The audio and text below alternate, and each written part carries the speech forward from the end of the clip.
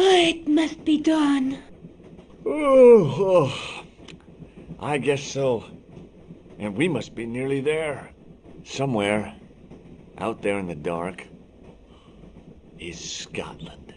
We've come a long way together to get here. Yeah. Let's hope it was worth it. I've still got the clown's nose. So I see. You should throw it away, George. There's something I've been meaning to say to you, Nico. Is this the right time and place, George? There might not be another time. I don't want to waste this chance. You don't need to say anything. I wouldn't want to be anywhere else. But here, with you. Now.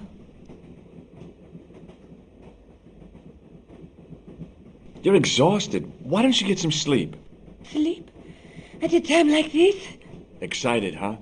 Would you like something to help you sleep, dearie? I've got some tablets in my bag. Oh, no. Thank you. Thanks all the same, ma'am.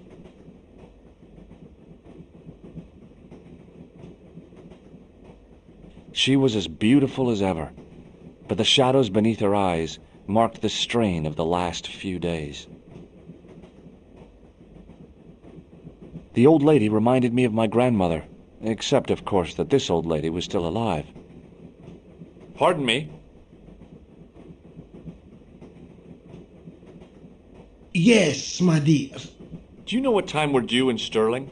6:15, but we're running 8 minutes late. What's the book you're reading? Oh, it's something I picked up at the station. A medieval detective story. Quite well written for that kind of thing. It's been out of print for years. What's the title of the book? The Crooked Crusader Caper by Molly Pegram. I assumed the author was a woman, but apparently not. His real name is... Professor Nigel Pegram. That's right.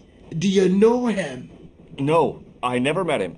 George is a great fan of his, though.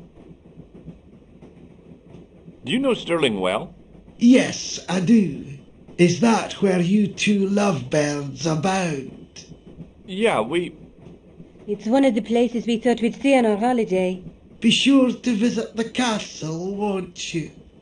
Oh, I'm sure it's a neat place. But we are not really interested in history, are we, George? No. I suppose espresso bars and boogie-woogie are more your cup of tea. That's right.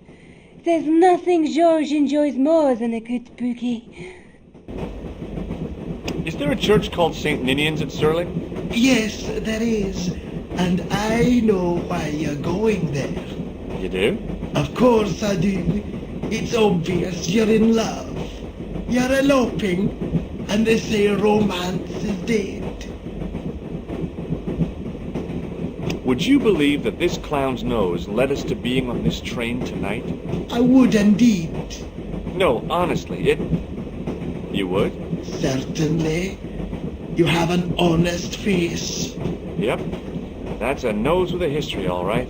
So you said. Does the name Merlin mean anything to you? Merlin, a master of illusions. Oh, you said Merlin? Then no, nothing. Do you know what this is? Yes, I do. A young friend of mine shook my hand with one just the other day. Yeah? Well, that's outrageous. He should be shot. Perhaps. Still, his intentions were good. I'm sorry that you've been zapped by one of these things. You shouldn't be.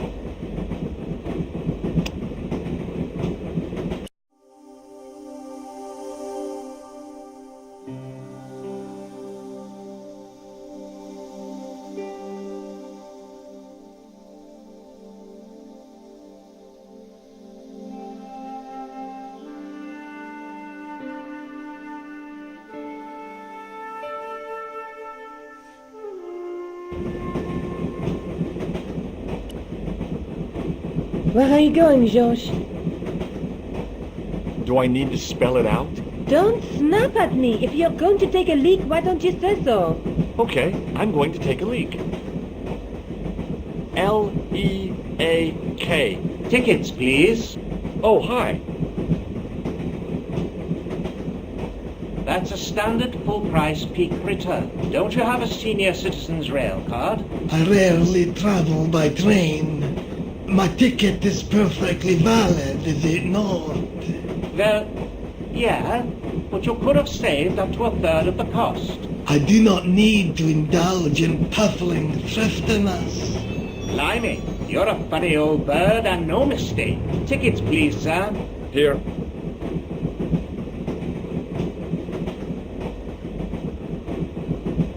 Off to Stirling, eh? Yes, we are. Well, I hope you won't be disappointed. It's a miserable place this time of year. Still, there's plenty of pubs and a lovely view from the castle. Thank you. I don't want to worry you, but there was something familiar about that guy. Are you sure? You're tired. Perhaps you're mistaken. Maybe. But I didn't like the look in his eyes when he spoke to you.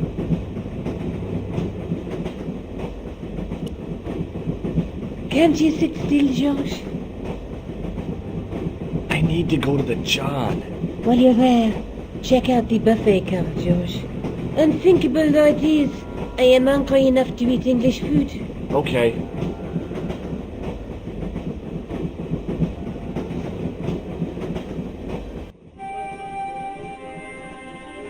It was the door to the baggage car.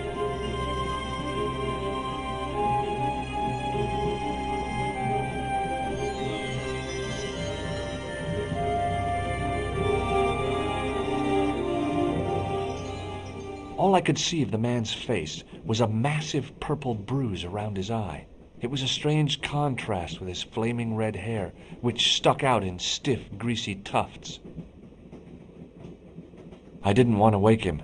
To be frank, without a cold water hose, I didn't think I could wake him. The windows seemed to have been sprayed with tiny flecks of froth. You haven't opened that window, pal. Why not? It's freezing out there. The man's face was blotched and unshaven. I guess he'd been traveling all night. Red-rimmed eyes stared fish-like above his broken nose. Hi, having a party? No, this is breakfast. Come on, join us, man. Away, Basha, wake up, man. What's company? His breath was like the outlet from a chemical factory. Excuse me, mate, he's taking a nap. Sleeping like a bobby. I'll wake him up when we get to Newcastle. We passed through Newcastle half an hour ago. And I never noticed. What is that stuff you're drinking? It smells like gasoline. Aye, I'll put hairs in your chest, like. And your eyeballs, too, by the looks of you. Would you like a red nose? Oh, thanks, pal, I got one of my own. Have you ever seen this man before? Aye, man, he's chalky white and I play him my 10 quid, like. No, he's an international assassin, and he goes by the name Khan. Well, aye, man, but I was close, you know. Do you know what this is? No, man, what is it? It's a hand buzzer. You won't catch me out with that, pal. If I'd wanted to catch you out, I wouldn't have shown it to you, would I? Well, maybe it's his mate, pal. Like a clever double bluff, you know. See you later. Leave it alone, man.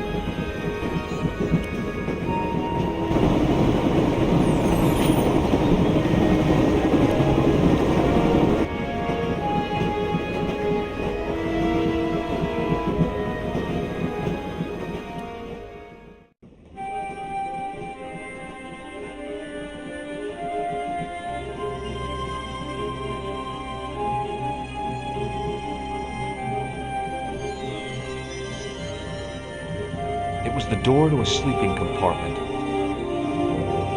The door was locked. The door was locked.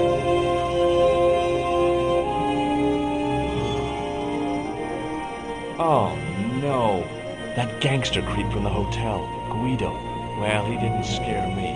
Hey, Buster. This is a no-smoking car.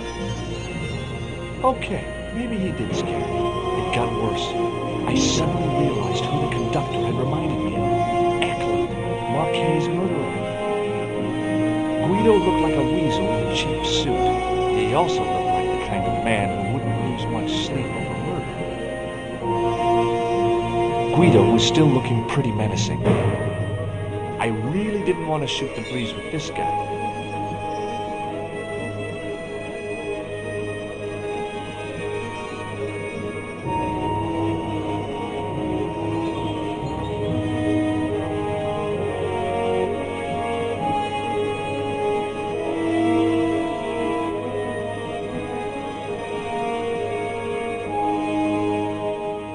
I should have known better than to leave Nico and the old lady alone.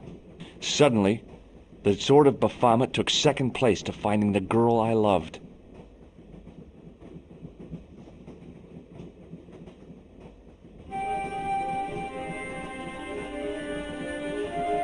I had a feeling that was where Nico might have been taken. Where else could she be? The door was locked.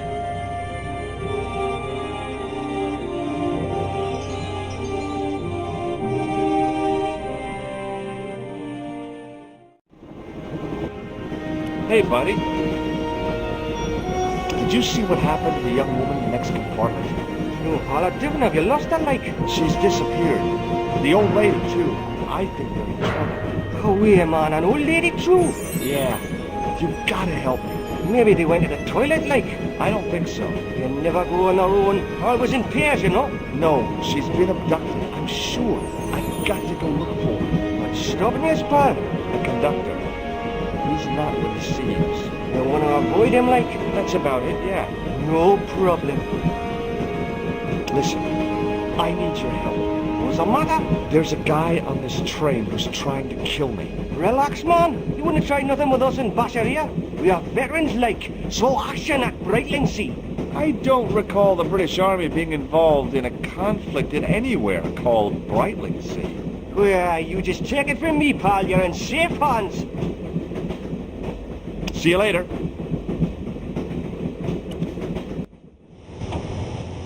Give it to it, pal. Don't jump. I don't intend to jump. I'm going to climb on top of the train. You're kidding, aren't you? Just watch me. The window was wide open to the freezing night air.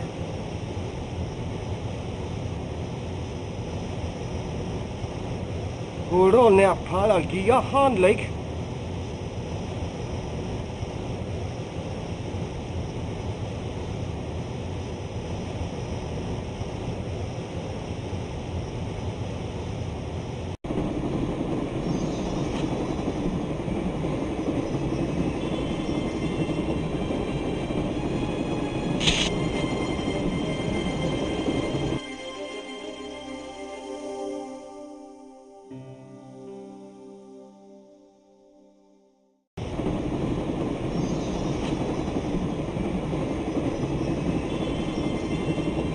It was the arm that fed electricity from the overhead cables to the train. I could almost smell the high-tension current.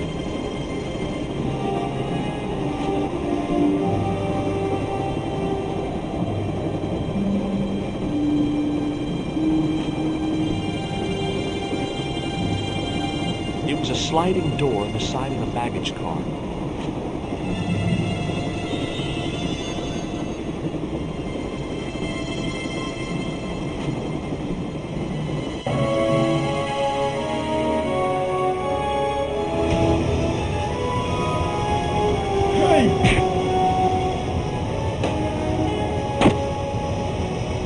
I knew killing came easily to Eklund. The assassin was badly wounded, but still conscious. There was a fire extinguisher. The extinguisher might have been useful to distract Eklund, but I couldn't reach it. The rear exit was barred and padlocked. There was no way I could open it. It was the signaling device which alerted the driver to make an emergency stop. The fine for improper use was 50 English pounds. I wondered if the authorities would consider this sufficient reason for stopping the train. I figured I'd stand a slim chance of escape if I moved fast enough, but I couldn't leave Nico to Eklund's mercy. Let's talk this over like reasonable people, Eklund. I can explain everything.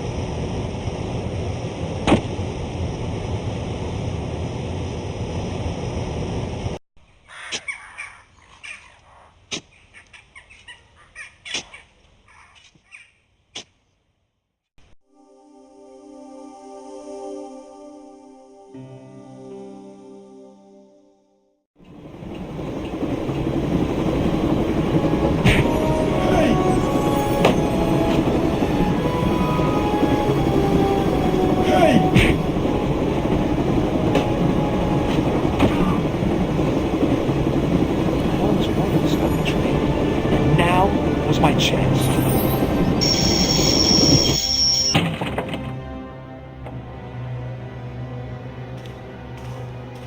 You saved our lives, but why? We were always on the same side, Stobart. Different causes, but a common enemy. The Knights Templar? Don't call them that. The real Templars were a noble foe. These barbarians have no right to that name. These men are no better than dogs. What are the Neo-Templars after? What is the Sword of Baphomet? Not what you think, my friend. It is a weapon, yes, but one which our enemies will find difficult to wield. A double-edged sword. A power older than Timolay, older than Solomon. We'll stop them. You and me together. And Nico. No, George. My journey ends soon at the Garden of Paradise. You're talking in riddles. Can't you tell me straight what they're after? The sword symbolizes a colossal energy caused by the alignment of the Earth's natural power fields, which are focused at St. Ninian's. The energy endowed the Templars with the power which made them great. A power which made them charismatic to such an extent they could control the will of all around them. How did you escape from the Bull's Head? It is a long walk from the cliff of the Bull to the village, Stobart. Fortunately, I know the ways of the wilderness. Also, I have a sister who keeps a garage just around the corner. Maybe not. May Allah guide you to our enemies. Thanks. One last thing. What? What is it? He's dead. The guy was a professional killer. The last thing he deserved was sympathy. I had to admit it, though. I was sorry he'd ended up this way. Underneath that heap of tumbled crates was Eklund. I wasn't about to help him out. Nico looked good, even in ropes. I couldn't think of a single way the extinguisher would be of use in the absence of a fire. It was the signaling device which alerted the driver to make an emergency stop. I'd already used the brake to bring the train to a halt. The head of the axe glinted invitingly. I could hack Eklund into tiny pieces and feed him to the wolves. Don't even think about it, George. What? Who? Look me straight in the eye and tell me you weren't thinking of using that axe on Eklund. Don't be foolish, woman. I was going to use it on you. I still thought it a good idea to take the axe to Eklund while he was down. Where do you think you're going? Don't worry. I hadn't forgotten about you. Answer me this instant, George Stobart. I will. When I'm ready.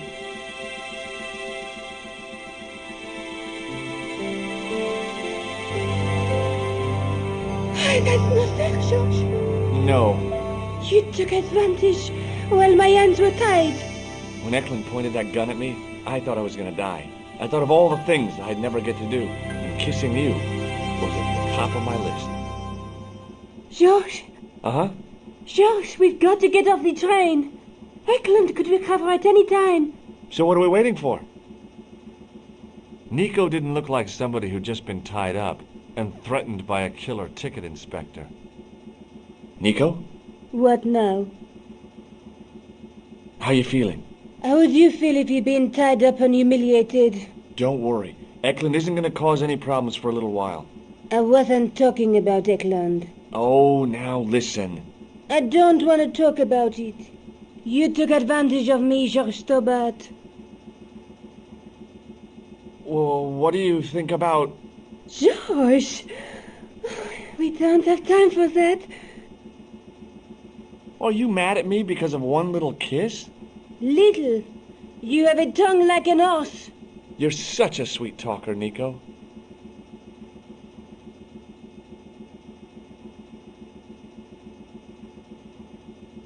What are you doing? I'm out of here. Not that door. Do you want to end up like Flap? Not especially. What remains of him is well on his way back to London. I hope he was traveling on a return ticket.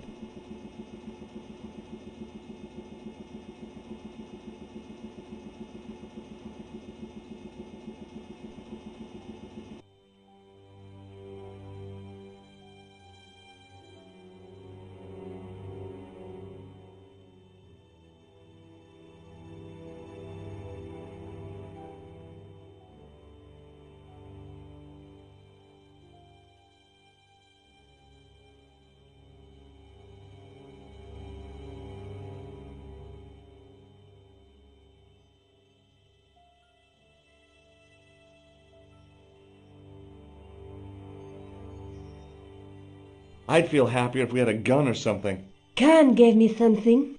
What? His handbag. Oh, great. If we run into any killers, we can give them a good buffeting. Didn't he have any weapons? You don't know the half of it. This bag's full of C4. Wow. Why didn't you say so? Boy, we'll show them now. What's C4? Plastic, George. We're going to shop our way to victory? 2 kilos of plastic explosive. The detonator's broken now. No problem. We'll buy a box of matches somewhere. It doesn't work that way. It takes a small explosion to start the big explosion. Well, that's not much use then. What does that sign say? Apparently, during the English Civil War in the mid-17th century, this place was used as an arms dump. Yeah? What happened? Look at the state of this place, George. You work it out. Oh, stray spark? You got it. The tower was the only thing to survive the blast. I hope the explosion didn't destroy the Sword of Baphomet. Do you? I rather hope it did. It was just about recognizable as the church I'd seen reflected in the chalice. Templars, Roundheads, and Cavaliers. This place has seen a lot of history.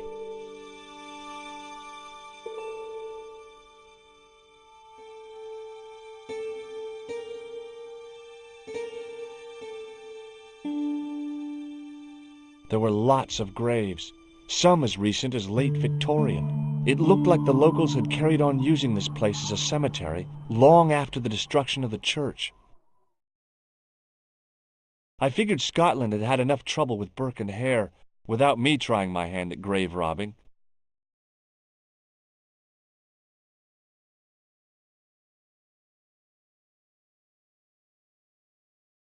The gate, like a lot of the church grounds, was in pretty good condition. I guess the locals tried to stop it getting too overgrown. No way were we leaving until the mystery was solved.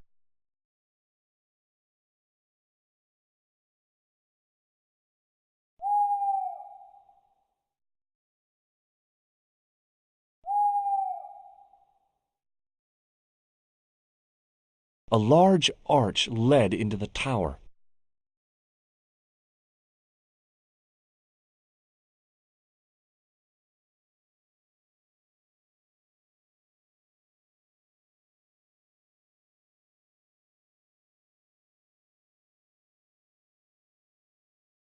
Nico? Uh-huh.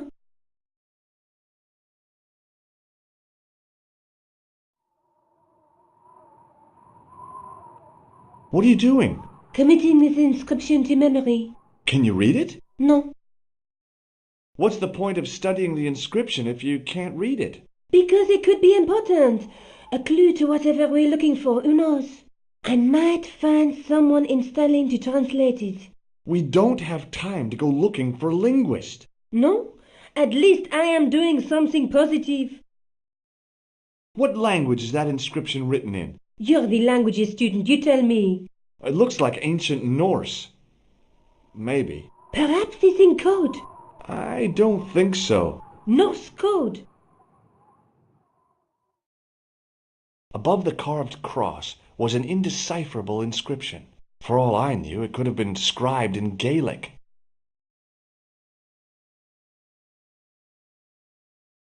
I tried pushing the panel, but wasn't surprised when it failed to move.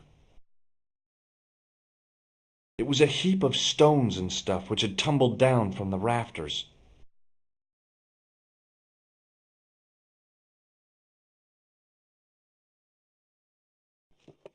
I scrabbled around in the rubble and found an old clay pipe with a broken stem. The pipe could have been anything from 50 to several hundred years old.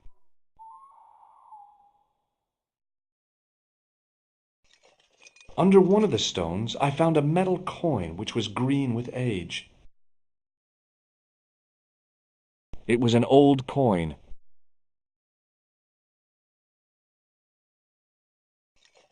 It was caked with soil, but what I'd found was a small cog and spindle. The cog was one of those objects I wished I hadn't carried in my pocket. With mounting excitement, I felt something between my fingers. It was short, hard, and black, something I hadn't expected to find here. It was a plastic pen top. It was a black plastic pen top. I didn't find anything. Nico? Uh-huh. Look what I found buried in the rubble. It's a plastic pen top. Yeah, amazing, isn't it? Finding something so mundane in a place like this. Astounding. Let me know if you find any paper clips. Any suggestions what I could do with this cog? Well, Nico, I found an old clay pipe. George, I don't care. The wheel had a serrated edge which meshed with the turning cog. Marks on the spindle behind the wheel suggested it once had a rope attached to it. The wheel turned reluctantly with a creak of complaint. There was no obvious way of removing the wheel from its housing. It was a simple cog arrangement with a handle to turn the larger wheel. The handle turned easily and the larger wheel began to revolve.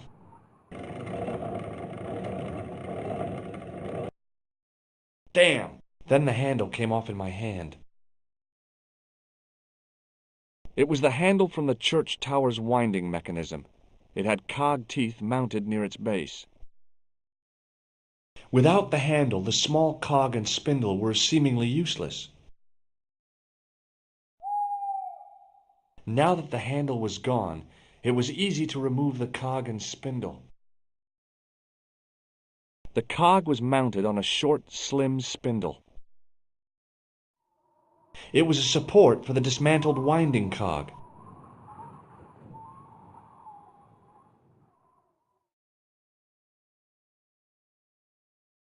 The stone face of the demon grinned with a horribly lifelike expression. It was so realistic, I could imagine the sculptor carving it from a live model. Examining the demon more closely, I realized something about its face. It was a clever illusion. No matter where I stood, the eyes weren't looking at me. There was a simple reason. The demon didn't have any eyes. That grinning face was beginning to unsettle my nerves. I ran my fingers across the cold stone and probed the holes in the demon's eyes. Beneath them, the mouth formed another hole, but I wasn't about to put my finger in there.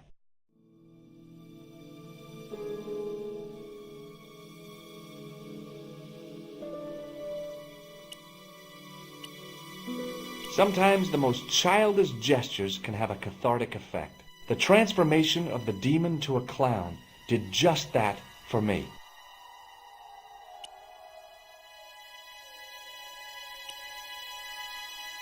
The cog slipped neatly into the eye socket.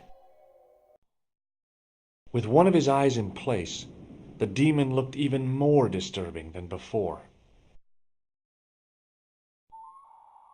The cog turned freely, but nothing happened.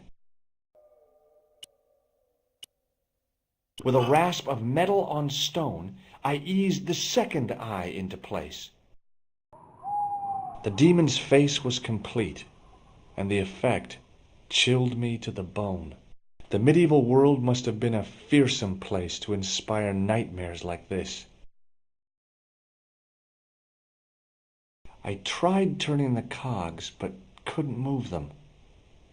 I needed a mechanical advantage. Maybe not.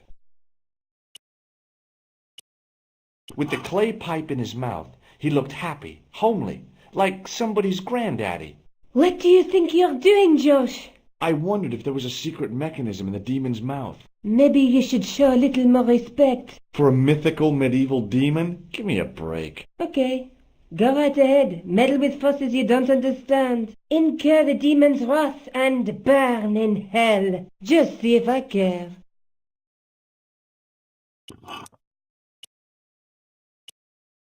I pushed the handle into the demon's mouth. The cogs all meshed. I began to turn.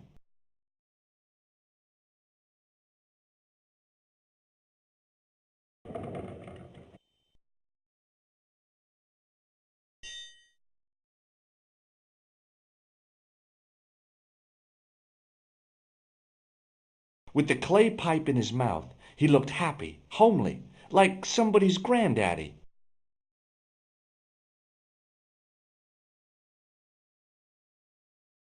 Sometimes the most childish gestures can have a cathartic effect. The transformation of the demon to a clown did just that for me.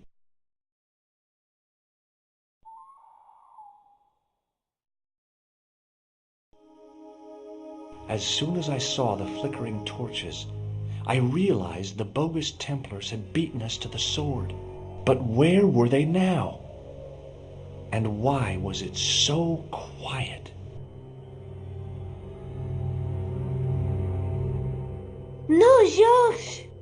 What? Leave the torch right where it is. In case you haven't noticed, the crypt is full of gunpowder. So what? Don't you trust me? It's not a question of trust. No? You think I'm a jerk, don't you? Don't be silly, George. And keep your voice down. I thought I heard something. Like chanting. The powder spilling from the barrels reminded me of pirate stories I'd loved when I was a kid. It was gunpowder. It was definitely gunpowder, but it had solidified over the centuries it had lain here undisturbed. I really wasn't worried about the danger of igniting the gunpowder, but Nico's temper was likely to flare up again. Now that scared me. Nico? Uh-huh. Look! I found an old coin! You think it's worth anything? George, focus on the situation at hand, please. It looks like the Templars got here first. We might not be too late. There's still a chance. I wish I had your optimism. So do I, George. Sometimes you're so negative.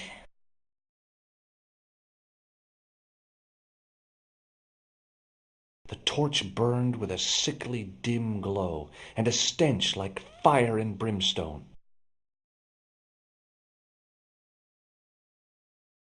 Listen, I can definitely hear chanting. You're right. I hear it too. What do you suppose they're doing? It wouldn't surprise me if they were holding some kind of satanic sex ritual. So, what are we waiting for? Shh!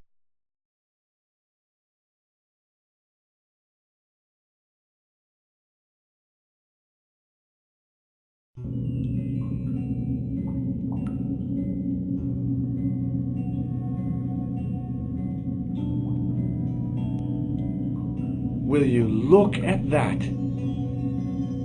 Baphomet. Labino was right. This place was ancient even to the Templars. This whole place? This is Baphomet? Finally, the truth. The Templars had never worshipped this graven image, no more than they'd worship a rainbow. But, like a rainbow, they regarded it as a symbol of a covenant with God, who'd revealed this place to them. Rosso! Why, the double-dealing treacherous? On the contrary, Inspector Rosso has been the model of obedience, an important quality in a true Templar. Now be quiet and watch if you wish to live much longer. Brothers and sisters, we are gathered here to witness the reforging of the sword that was broken. Here before God's sentinel, Baphomet.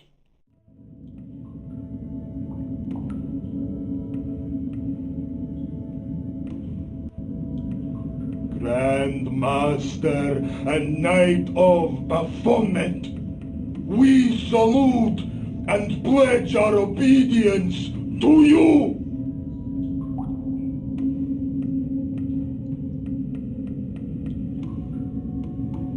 I salute you, gatekeeper of the temple.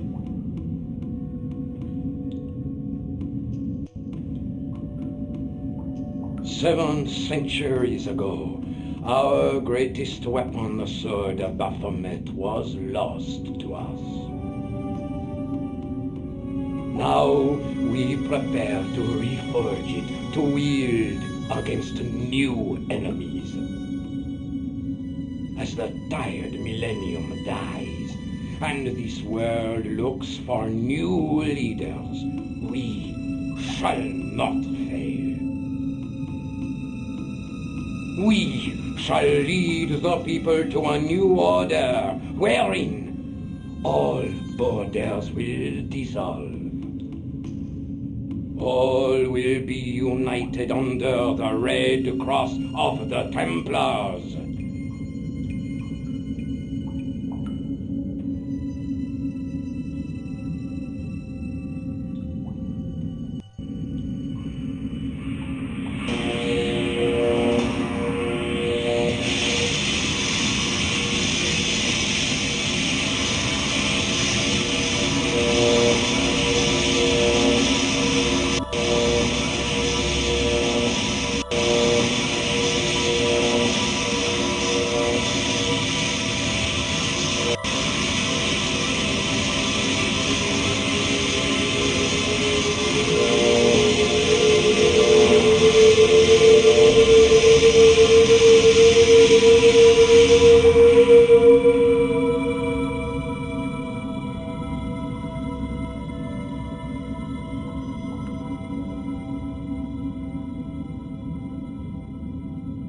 George, we have watched your efforts to stop us with respect.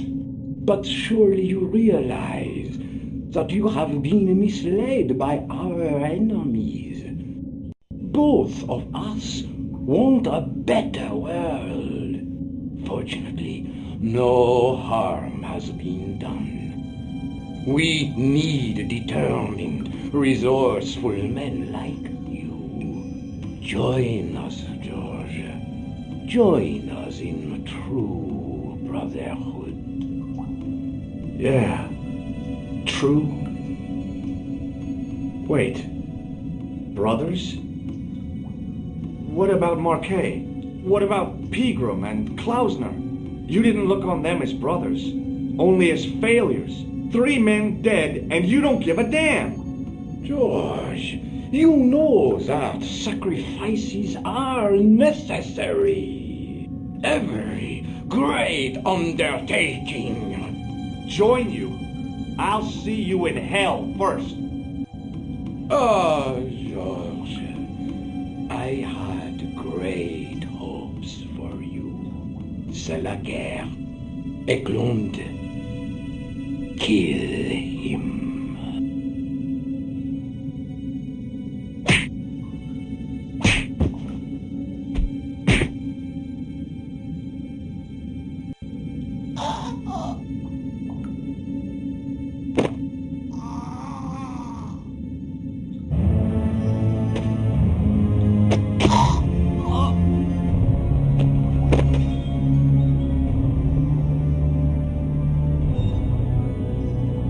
I swear, I just wanted things to be right. Take them. Kill them. They will not escape.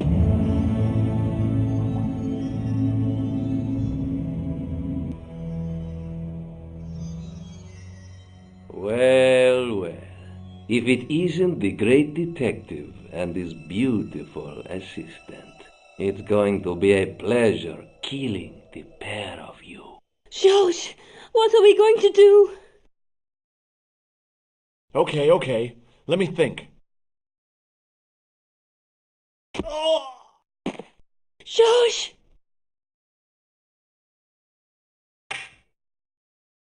Stay away from me! So perish all enemies of the new Templar Order.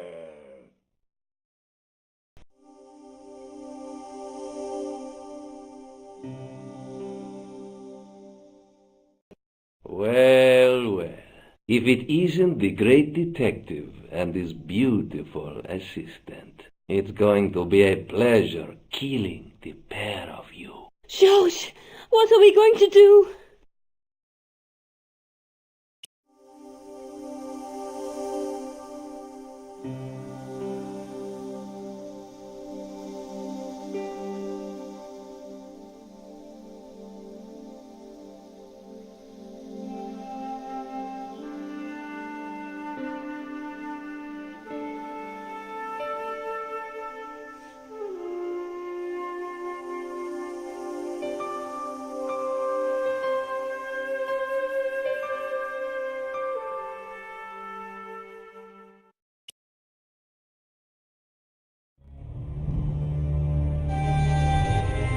Come on, Nico. We're leaving.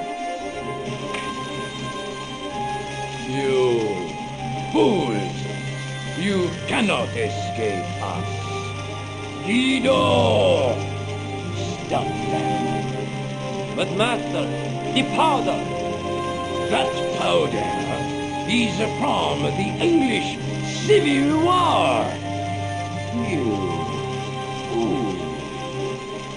It's over 300 years old.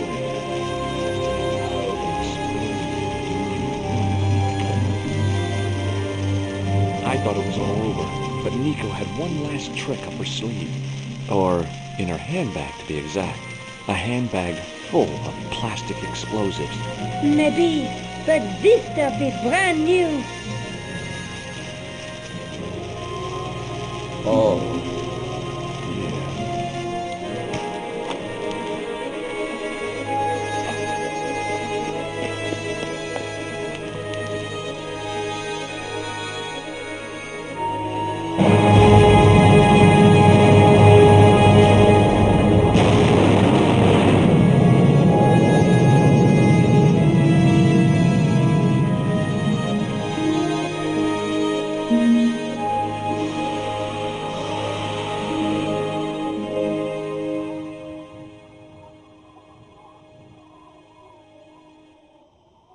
You know, you'll never be able to write your story now.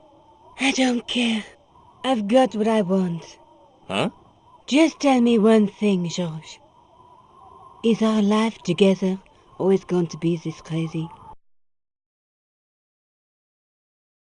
We didn't stay long in Scotland. George had a vacation to finish, and I had another story to write. Not the real story, of course, but enough half-truths to fill a page and pay my rent for the month. George and I hung out together in Paris. I showed him my favorite restaurants, and he told me his best jokes. You know, Nico, this city holds so many memories for me now. The cafes, the music. The sewers. Tell me about it. The clowns. The jugglers. And your pal Labano. Oh, yes, dear Andre. When we first met, and I was doing my detective stuff, you kind of disappeared a lot, Nico. Were you and Labano, There was something happening, but nothing to do with Andre. Uh-huh. It was something from the past that I had to deal with, on my own. So, I dealt with it, and now it's over. Hey, did I ever tell you the one about the old Irish couple in the lottery? No, but I think you're going to. Okay, there's this old Irish couple. They've been married forever, like 50 years, and they win the lottery.